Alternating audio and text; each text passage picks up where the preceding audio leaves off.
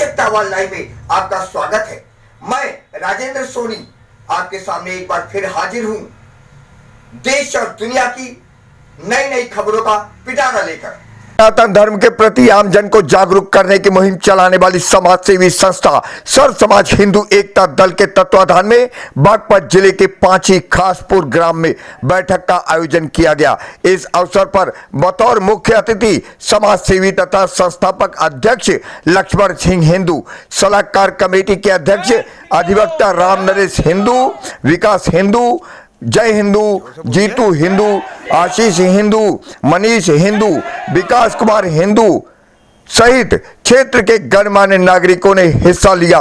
गौरतलब है कि सर्व समाज हिंदू एकता दल की विचारधारा से जुड़े सभी सदस्य संस्था में शामिल होने के बाद अपना उपनाम लगाना बंद कर देते हैं तथा स्वयं को हिंदू शब्द से अलंकृत करते हैं। देखिए आज की एक खास रिपोर्ट।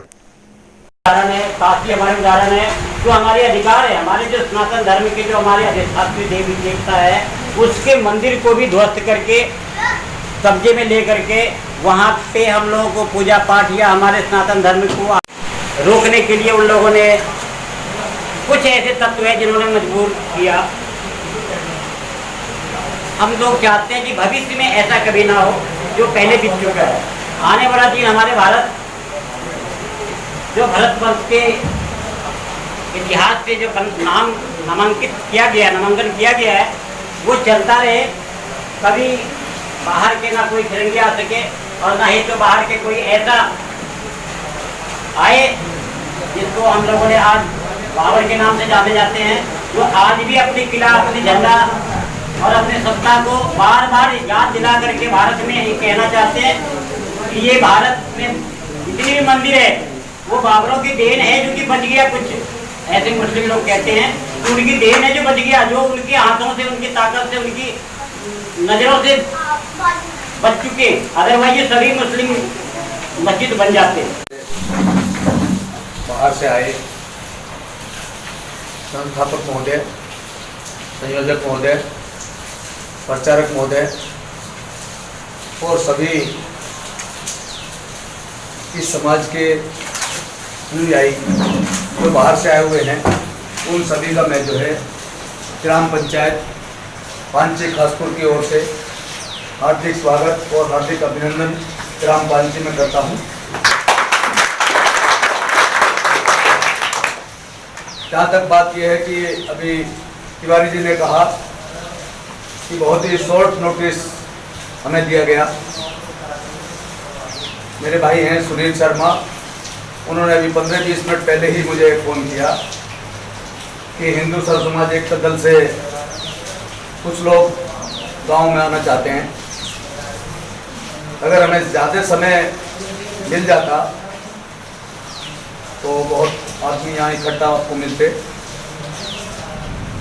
ऐसा नहीं है क्योंकि हम भी हिंदू समाज के अनुयायी हैं, हिंदू समाज को मानने वाले हिंदू समाज के लोग हैं और आपकी बहुत ही अच्छी शुरुआत है, सराहनीय है आपका और हम इसकी सराहना करते हैं कि आप बहुत ही अच्छे कदम उठा रहा है आपने।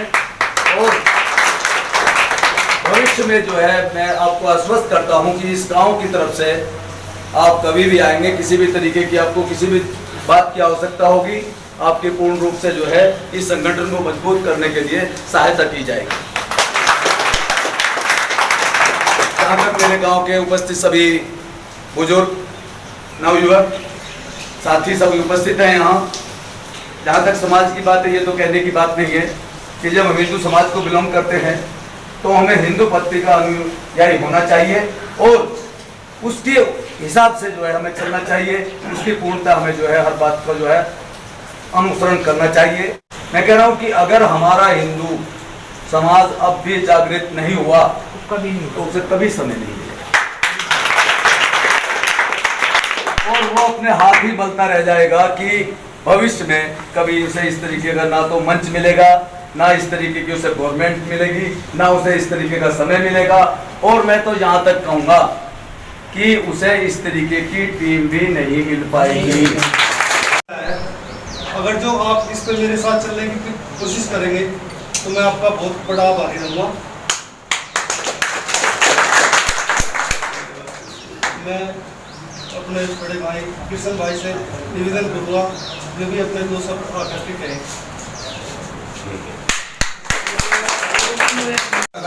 और हमारे में ये उत्तर जनता पार्टी हमें बहुत खुशी हुई और आने वाले टाइम में भी हम आपका आदर्श सर्व समाज हिंदू दल एकता के सभी पदाधिकारी एवं कार्यकर्ता को अपने ग्रामवासियों की तरफ से और अपनी तरफ से शुभाशीष।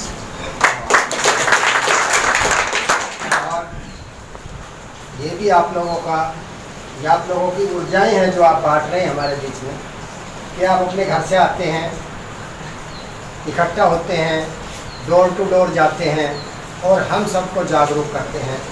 हम सभी जो हिंदू जो समाज में जितने भी हमारे समाज हैं सबको एक करते हैं, सब में ऊर्जा बांटते हैं। और ये जो पट्टा है ये ऐसा कैसा नहीं है, इसका केसरिया रंग है। और केसरिया आप जानते ही हैं हमारे भारतवर्ष की पहचान है।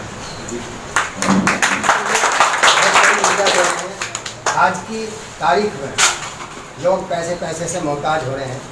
कोई किसी के यहाँ जाना पसंद नहीं करता क्योंकि उस पर पैसे ही नहीं है, इतनी सामग्री नहीं है, इतने संसाधन नहीं है। फिर भी ये लोग, अब आप इनके देखो कि सब हमारे बीच में आए हैं और हमारे सभी समाज के हिंदुओं को जागृत कर रहे हैं। मेरा नाम लक्ष्मण सिंह हिंदू है। आज से 4 महीना पहले मेरा नाम लक्ष्मण सिंह राजौरा था। आज मंच पर बैठे सभी गणमान्य लोग, सामने बैठे मेरे सुजाता भाई, सभी को हाथ जोड़ के नमस्कार। मेरी 72 वर्ष उम्र है। 1947 11/3 का मेरा जन्म है। गांव का सीधा साधा अनपढ़ इंसान हूँ। अगर कोई मेरे से गलती हो जाए तो आप सब लोग मुझे क्षमा कर दें। सवाल यह है कि हमने ये दल क्यों बनाया। आप लोग ये सोच रहे होंगे 72 साल की उम्र में साला तो 4 साल बाद मर जाएगा और इसने ये दल बना के क्यों खड़ा कर दिया। यही बताने के लिए आज मैं आपके गांव पंचाली में आया। साथियों, इंसान पृथ्वी पे सब पैदा होते हैं और सब मरते हैं। जो पैदा हुआ है मरना भी निश्चित है। मगर कोई कुछ करके जाता है और कोई अपने बच्चे पैदा करके खा पी के मर जाता है। जो खा पी के मर जाता है उसको 15 दिन बाद भूल जाते हैं। मगर कुछ करके जाता है तो सुभाष चंद्र बोस, अंबेडकर जी, लाला लाजपत राय, गांधी जी, नेहरू जी, ऐसे लोगों को याद रखते हैं। तो मैं कुछ आपसे मांगने नहीं आया, ना कभी वोट मांगने आऊँगा, ना कभी कोई पैसा मांगने आऊँगा, ना कोई चीज़ मांगने नहीं आऊँगा। मैं सनातन धर्म को एक जगाने के लिए आया।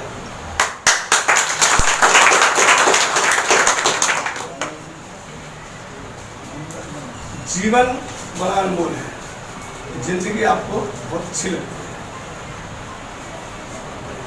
मगर मौत इससे भी ज़्यादा अच्छी है। किसी ने कहा है बड़े प्यार से, आदमी मर गया तो जब पड़ी थी अर्थी तो उसने कहा यार जिंदगी में तो मजे मजे थे, मौत उससे भी ज़्यादा अच्छी है। क्यों अच्छी है? जब मैं जिंदा था तो किसी ने एक रुमाल नहीं दिया, मगर मर जाने के बाद तो सारा गांव चद्दर उड़ाया जा रहा है। जिंदगी से तो मौत कहीं ज्यादा अच्छी है। जब मैं जिंदा था तो एक गिलास पानी नहीं दिया तो लोग घी पिलाए जा रहे हैं। जिंदगी से बहुत। सवाल यह है कि मैंने ये दल क्यों बनाया, इसके विषय में बताऊंगा। यहाँ से 30 से 40 किलोमीटर दादरी गांव है, दादरी कस्बा है। उसके साथ में एक विसेड़ा गांव है। आप सब लोग इसके बारे में भली बातें, मैं कोई भी बात ऐसी नहीं कहूँगा जो नहीं होगी और आप लोग नहीं जानते होंगे, मगर भूले बैठे हैं, उसी को जगाने के लिए आए। वहाँ पे आज से 5-6 साल पहले एक झगड़ा हुआ था, तो उनकी एकता का फल ये हुआ कि विशाला गांव बर्बाद कर दिया। आज भी वहाँ कोई जवान लड़का नहीं दिखता। समय बीतता गया, आज गांव बर्बाद हो गया। उसी के कुछ समय बाद हमारे देश में प्रधान जी को आपने प्रधान बनाया है। अगर प्रधान जी कहीं कोई बात करते हैं तो प्रधान जी नहीं बोल रहे, वो आप सब लोग बोल रहे हैं। ये सच है, आप सब लोग जानते हैं ये बात। कि जिस आदमी को हम चुन के बिठाते हैं गद्दी पे, वो आदमी अगर कोई बात कर रहा है तो वो अकेला नहीं बोल रहा, हम सब बोल रहे हैं। उसी तरीके से एक हमारे यहाँ एक बिल पास हुआ था, चीज ऐसी रख दी गई जो मुसलमानों को बहुत बुरी लगी और उन्होंने कहा ये नागरिकता बिल नहीं चलने देंगे, जबकि संसद में आधे से ज्यादा लोगों ने वोट दी थी। जब पास हुआ था तो आधे से ज्यादा भारत ने उसको वोट दी। जब वो बिल पास हुआ और संसद से हुआ और लोकसभा से हुआ और राज्यसभा से हुआ और राष्ट्रपति से हुआ, जब वो बिल लागू होने को आया तो पूरे हिंदुस्तान में धैर्याचार मच गया। मेरठ ले, मुजफ्फरनगर ले, अलीगढ़ ले, लखनऊ ले, हर जगह धरना प्रदर्शन चालू हो गया। और आपके दिल्ली में साइनाबाद 3 महीने तक पब्लिक ऐसे बैठी रही, औरतें, आदमी को छोड़ दो, औरतें बैठी रही। तो कहीं आज तक जब से ये हिंदुस्तान पर देश आजाद हुआ है, कहीं इतना बड़ा प्रदर्शन हुआ हिंदुओं का? कहीं कोई नहीं बता सकता इतना बड़ा प्रदर्शन हुआ कि साइनाबाद में 3 महीने तक औरतें, आदमी सब बैठे रहे कि हम इस बिल को फेल कर रहे हैं। अगर सरकार मजबूत थी बिल फेल नहीं हुआ, सरकार मजबूत थी बिल फेल नहीं हुआ। अगर हल्की सरकार होती तो बिल फेल हो जाता।